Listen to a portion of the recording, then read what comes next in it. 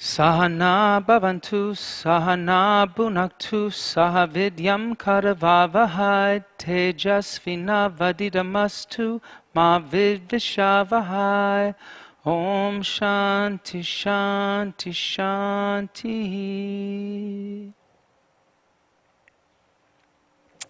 Namah Shivaya, and welcome to Monday's meditation. A couple of quick announcements. So we haven't been allowed to open up the studio yet. However, coming, Bob, is it Wednesday? Wednesday. We are, what's the name of the field? Do you know, Bob? I should have this stuff written down.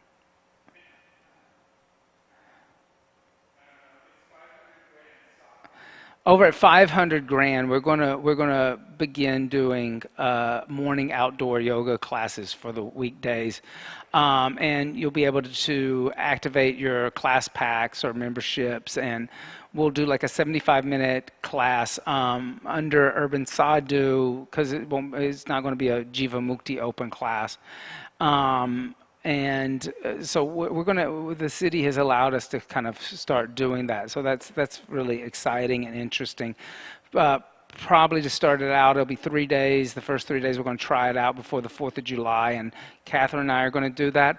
So let's get you started and also kind of get us kind of acclimated, hoping that we'll be able to open up the studio soon and start programs up sooner than later, but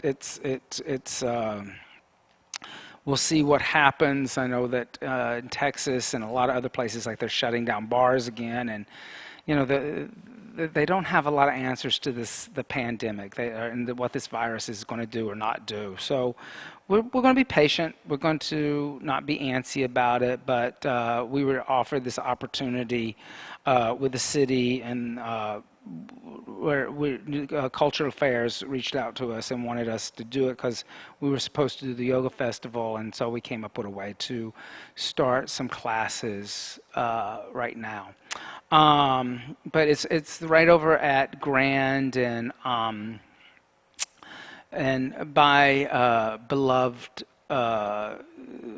school, like the school there. So there's a playground, it's a soccer field. Oh, and it's AstroTurf, so you don't have to worry so much about unlevel. You should bring a mat, bring some sunscreen, bring your props, water, all of that. So that's a little bit of announcement. Moving forward, one of I was thinking about.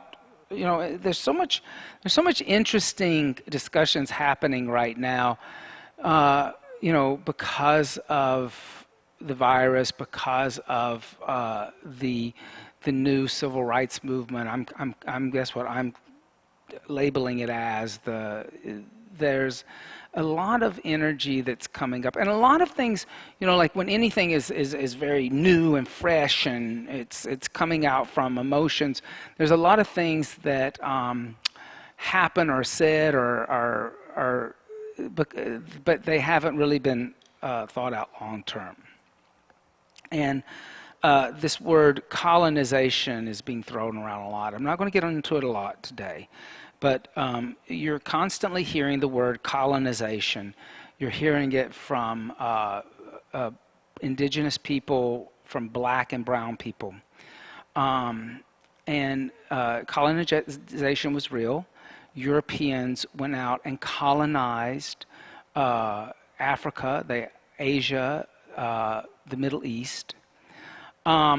But one of the things that's missing, and in coming weeks, I'm probably going to either write a paper or have some kind of longer talk about this, is that colonization could not have happened without missionary work and the idea of conversion to Christianity. In fact, it was the idea of converting the heathen population into Christians which justified the idea of colonization.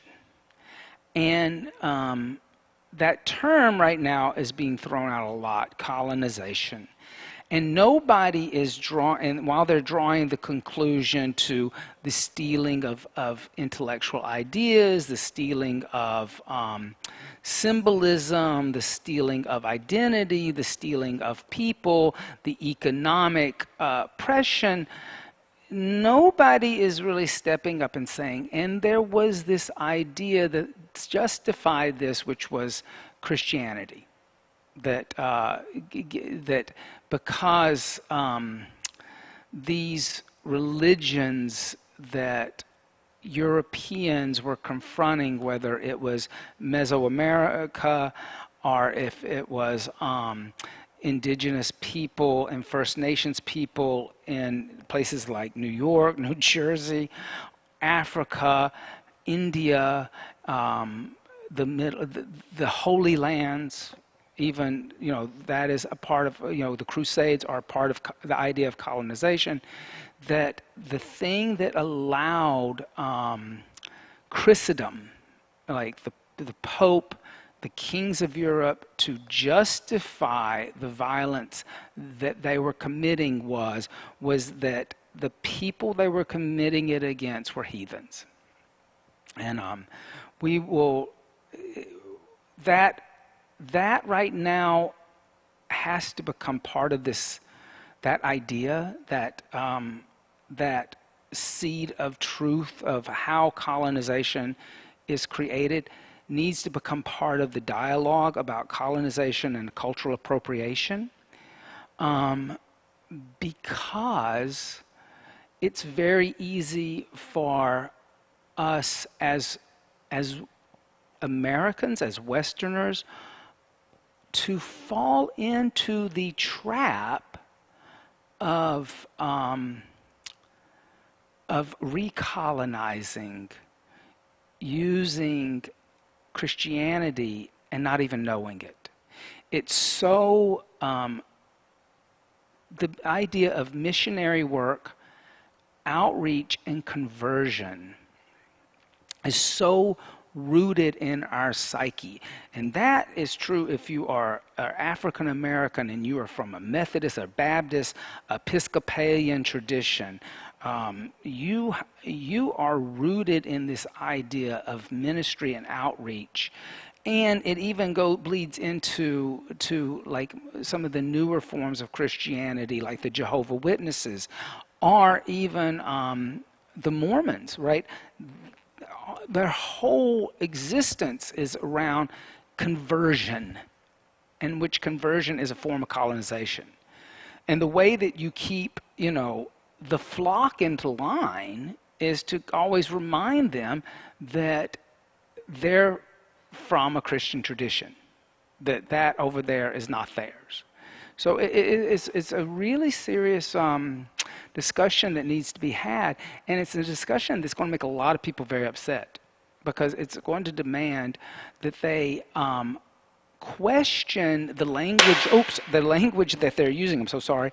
The language that they're using, and where they're getting the ideas from, and what they're leaving out, and what dots are they not connecting in this idea of cultural appropriation and colonization.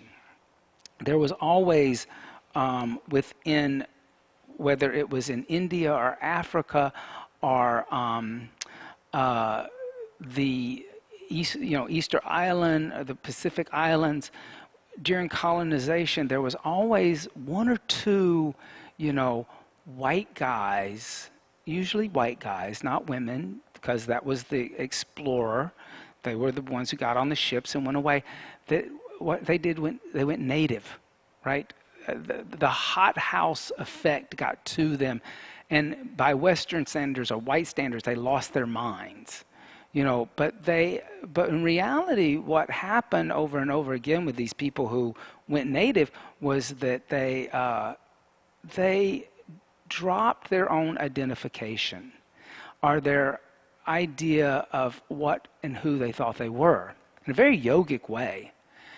And they opened up their hearts and their minds to actually experience something different and see value in it. In yoga terms, they actually gave it darshan, right? The idea of I am actually going to see what I am looking at, not just on a superficial level, but I am going to see this that I am looking at and then embrace it, and have compassion for it, right? And that was something, it was rare, it didn't happen often, but what's interesting is those people who went quote unquote native, they were the ones who had books written about them, right? They were the ones who had, like, because they actually dropped their Eurocentric Christian identity, which was so rooted in their psyche, that was so that it was what the only thing that gave them identification. They actually experienced something different.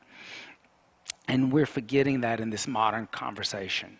We're forgetting to actually honor those intellectuals and those brave people who were willing to step out of their own social norm and become the outsider within the culture that they were raised in.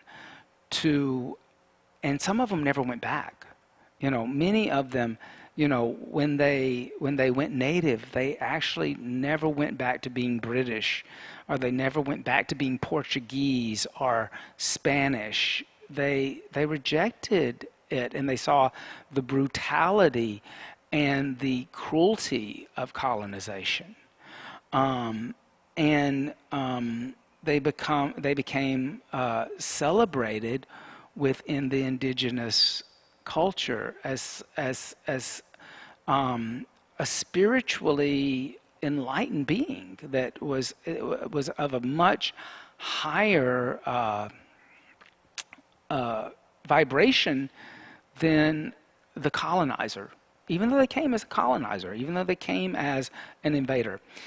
But it's something that we should talk about as Americans, because still to this day, Americans are colonizing the world through ministry work.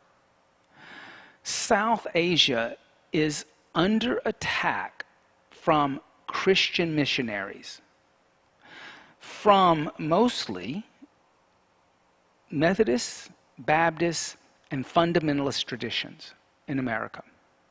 They are even the Indian government has pleaded with America to stop sending missionaries to South Asia.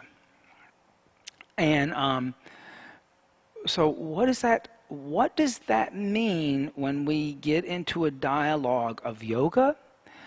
And when you have people who have rejected what they were brought up in and embrace something else, and then out of political correctness, you hear, well, that's not yours. You're appropriate. I mean, it's a very tricky thing that's going on here,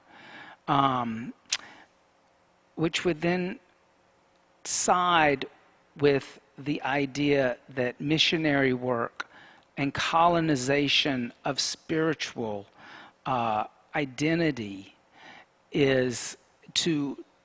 it actually supports that idea, right? Because that tradition of Hinduism or Buddhism or some other religion that's outside of Abrahamic tradition, even, and at least in Islamic societies, there's pretty strict laws about proselytizing and ministry work and missionaries coming into Islamic controlled countries. Like, you just don't have it. I mean, they will put you to death. It's a death penalty. So you don't have it happening in Islamic countries. You also don't have it happening a lot in communist countries that are like North Korea, where you had people arrested trying to come in through China, um, and actually spread the gospel, so to speak. But when we talk about colonization, we have to talk about Christianity. And we have to talk about its connection to Christianity and what it means to batter around that anti-colonization word and term within the text of political correctness. And is it subconsciously supporting colonization because you're telling people stick to what you know and what you were brought up in and raised in?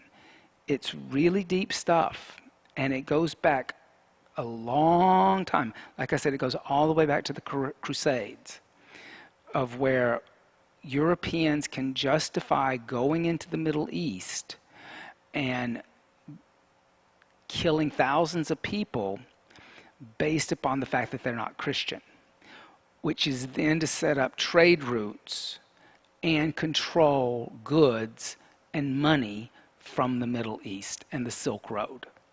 That's the truth. It's deep stuff. It's interesting stuff. And it's important stuff because it, while, you can't live in the past, you shouldn't live in the past, and yoga teaches you that. And yoga also teaches you that you can't live in the future. You have to live in the moment. But your past is what got you here. Right? Your past, the past, even in yoga, the understanding is if you don't understand the past, you don't understand history, you are bound to repeat history. That is the beginning of the Mahabharata, right? That the young king doesn't understand why he's fighting with the Nags, and that his great-grandfather, Arjuna, actually created a situation where there was fighting and revenge is being taken place. And he doesn't even know the history of it. He has to have some sage come in and sit down and tell him his own family history because he just doesn't know anymore. He's forgotten it, right? We're always forgetting our history. So that's why it's important. It's a much longer conversation than what I'm kind of throwing out here for you to think about for a few minutes. But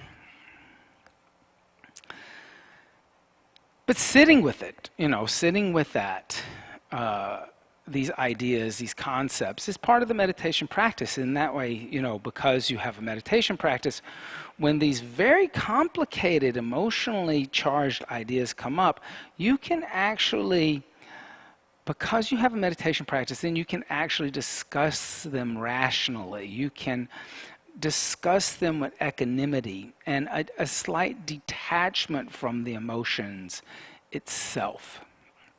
So sitting up tall and closing the eyes and allowing the senses to come inward. And notice the vast amount of knowledge within you already. The whole universe is within you. It's there. It's a universe that is there for all. It's not black, it's not white, it's not yellow, it's not green, it's not purple, it's not western, it's not eastern, it's not northern, it's not southern. It's there. It is. It can't be labeled. It is Sat. It is truth. It exists in the past, it exists in the present, it exists in the future. It is unchanging, the unchanging reality. Public opinion doesn't matter to it. Politics, civilizations that come and go and crumble. Sat doesn't change. Truth is always unchanging.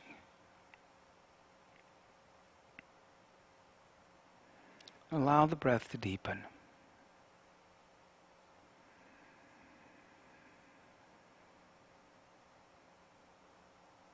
Allow the inhales and the exhales to equalize.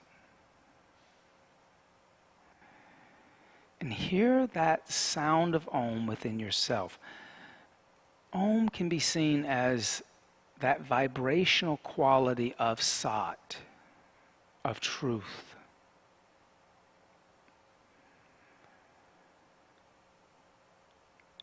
Equalize the inhale to that internal sound of Om.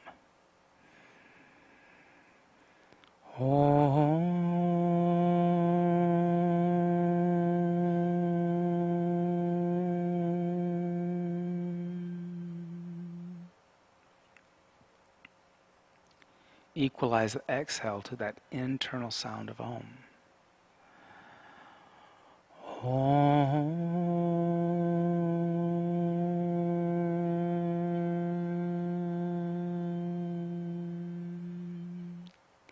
Inhale the sound of Om.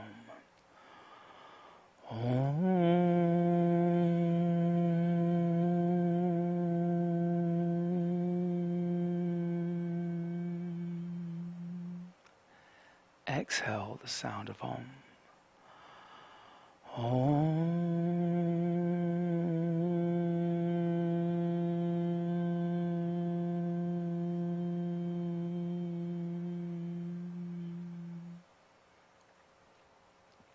Continue the deep inhales, the deep exhales.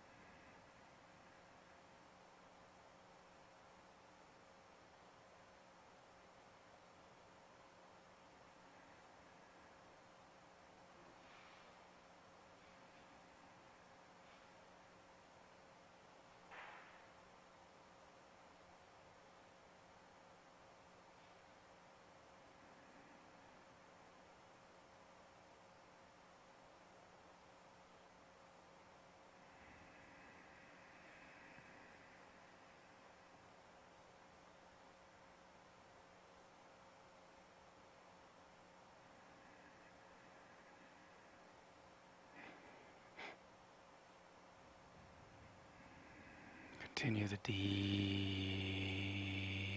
inhales. Continue the deep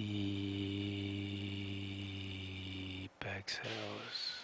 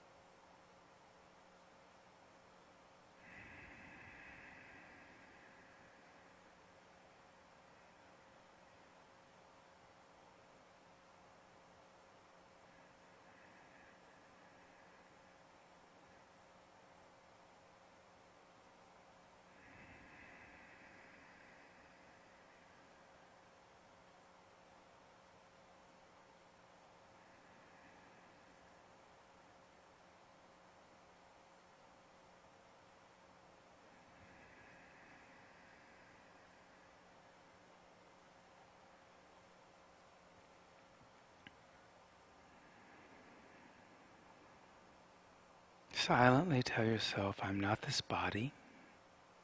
Silently tell yourself, I'm not this mind. Silently tell yourself, I'm not these thoughts. Silently tell yourself, I'm not these emotions. Silently tell yourself, you are Swayambakashit, self-illuminating, eternal, everlasting light.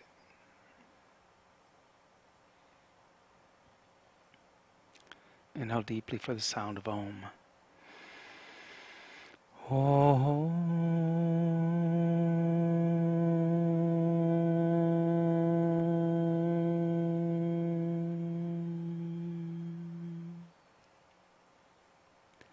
Gently bring the hands together, rub the hands together, building heat within the hands. And bring the hands over the eyes. Allow the heat from the hands to be absorbed into the eyes. Gently open the eyes. Bring the hands across the forehead, the top of the head, the back of the neck. And then bring the hands together in prayer. Bowing down the head slightly, allowing the forehead to touch the thumbs. Giving thanks and praise to the teachers and those who have brought us these teachings from the past, the present, and still those that are yet to be revealed. Om Bolo Sadguru Bhagavan Ki Jai.